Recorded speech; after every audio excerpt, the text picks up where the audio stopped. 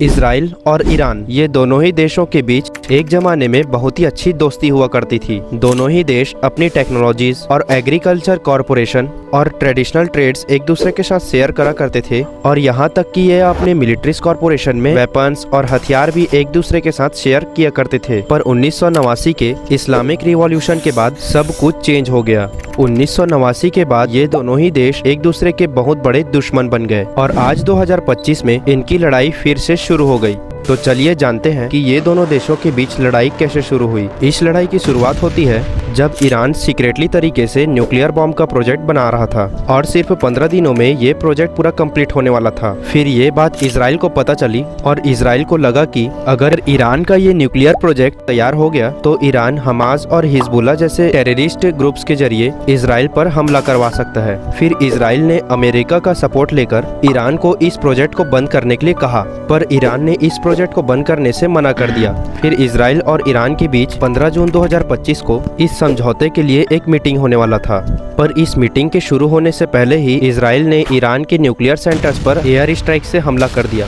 Israel ने Iran के Natanz, Tehran और इस्फहान जैसे बहुत से न्यूक्लियर सेंटर्स पर हमला कर दिया और इस हमले में 627 से भी ज़्यादा लोग मारे गए, जिसमें 380 से भी ज़्यादा ईरान के सिविलियंस थे और 253 मिलिट्रीज थे और साथ ही 14 न्यूक्लियर साइंटिस्ट भी थे। फिर इस हमले के 48 घंटे के बाद इजराइल के कुछ बड़े शहरों में मिसाइल्स, ड्रोन्स और प्रॉक्सी फाइटर्स के जरिए ईरान ने भी हमला किया, जिससे इजराइल में 45 से 50 लोगों की मौत हो गई, जिसमें 17 इजराइल के सोल्जर्स थे और 30 से ज़्यादा इजराइल के नागरिक थे। इजराइल ने अपने आयरन डोम से इजराइल के बहुत से मिसाइलों को रोक लिया, पर कुछ मिसाइलों को वो नहीं रोक पाया।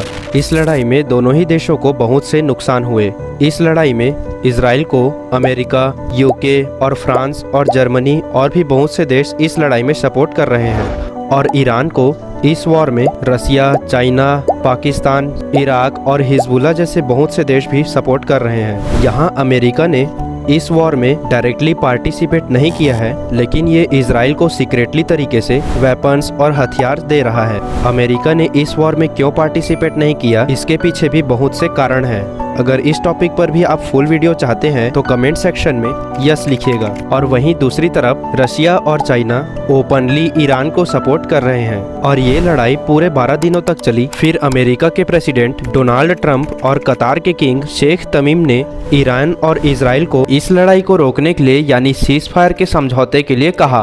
फिर ईरान ने इस सीज फायर के समझौते को एक्सेप्ट किया। उसके बाद इजराइल ने भी ये एक्सेप्ट कर लिया। अभी ये वार रुक गई है, पर इन दोनों देशों के बीच ये सीज फायर कब तक रहेगा ये कोई भी नहीं जानता। ये लड़ाई फिर से कभी भी शुरू हो सकती है और इंडिया ने ये दोनों देशों में से किसी को भी सपोर्ट नहीं किया है, क्योंकि इंडिया का ये दोनों ही देशों से अच्छा संबंध है। इसलिए इंडिया ने दोनों ही देशों को शांति और पेशेंस बनाए रखने की अपील की है। आपको क्या लगता है कि ये सीज फायर कब तक चलेगा? अपनी राय कमेंट्स में जरूर बताएं। और अगर आपको ये वीडियो पसंद आया हो तो वीडियो को लाइक करिएगा और दोस्तों के साथ शेयर भी करिएगा और ऐसे ही और भी इंटरेस्टिंग न्यूज़ देखने के लिए हमारे चैनल को सब्सक्राइब करिएगा और बेल आइकन को भी प्रेस करिएगा, जिससे आपको हमारे वीडियोस के नोटिफिकेशंस मिल सके। मिलते हैं नेक्स्ट वीडियो में। जय हिंद, जय भारत।